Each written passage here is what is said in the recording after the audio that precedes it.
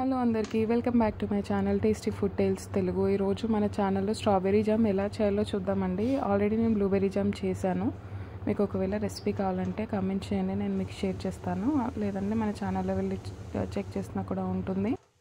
ఇప్పుడు స్ట్రాబెర్రీ జామ్కి వచ్చేసి నేను 200 గ్రామ్స్ తీసుకున్నాను. మనకి ఇప్పుడు కొంచెం తక్కువ రేట్లోనే సీజన్ కాబట్టి తక్కువ రేట్కే దొరుకుతుంది కాబట్టి ఒకటేసారి ఎక్కువ మొత్తంలో తీసుకొని జామ్ చేసుకొని ప్రిజర్వ్ చేసుకోవచ్చు. సో నేను ఒక 200 గ్రామ్స్ తీసుకొని ఒక 30 మినిట్స్ ఉప్పు ఇంకా వెనిగర్ కలిపిన వాటర్లో వేసుకొని 30 మినిట్స్ ఉంచాను ఏదైనా డర్ట్ ఉంటే పోవడానికి. తర్వాత వాటిని మంచి వాటర్లో వాష్ చేసుకొని ఒక స్మాల్ పీసెస్లా కట్ చేసుకొని ప్యాన్లో వేసుకొని మగ్గనివ్వాలి మూత పెట్టుకొని. అది కొంచెం మెత్తగా అయిపోయి మనకు కొంచెం వాటర్ రిలీజ్ అవుతున్న టైంలోనే షుగర్ కూడా యాడ్ చేసుకోవాలి. నేను 200 గ్రామ్స్కి ఒక 30 గ్రామ్స్ షుగర్ యాడ్ చేశాను. ఒకవేళ స్ట్రాబెర్రీస్ మరీ పుల్లగా ఉంటే టేస్ట్కి తగ్గట్టు షుగర్ యాడ్ చేసుకుంటే సరిపోతుంది. అలాగే షుగర్ కొంచెం కరిగిన తర్వాత నేను ఒక హాఫ్ స్లైస్ ఆఫ్ లెమన్ కూడా యాడ్ చేశాను.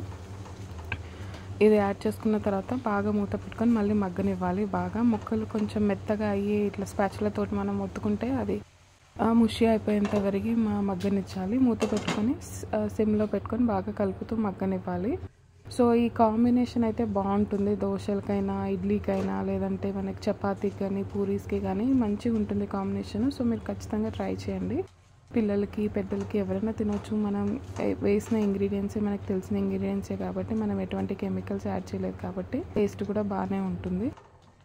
మీరందరూ ఖచ్చితంగా ట్రై చేయండి. ఇప్పుడు మనకి ఇక్కడ చూపిస్తున్నాం కదా, మనం ఇలా స్పాచులతో అన్నప్పుడు ముక్కంతా మెత్తగా అయిపోతుంది. మీకు మరీ మెత్త కావాలంటే బ్లెండ్ కూడా చేసుకోవచ్చు, లేదంటే ఇట్లా ఉన్నా సరిపోతుంది అని అంటే అలా కొంచెం ఉంచవచ్చు. ఇక్కడ మనం ఎప్పుడైతే పేస్ట్ మొత్తం ఇట్లా జెల్లీ కన్సిస్టెన్సీలోకి మారుతుందో, స్ట్రింగ్ కన్సిస్టెన్సీకి వస్తుందో మనకి జామ్ రెడీ అయిపోయినట్లే ఇంకా ఆఫ్ చేసేసుకోవచ్చు. ఇక్కడ చూపిస్తున్నాను కదా, బ్రెడ్కి కూడా ఎంత ఈజీగా స్ప్రెడ్ అయిపోతుందో, చాలా టేస్టీగా కూడా ఉంది.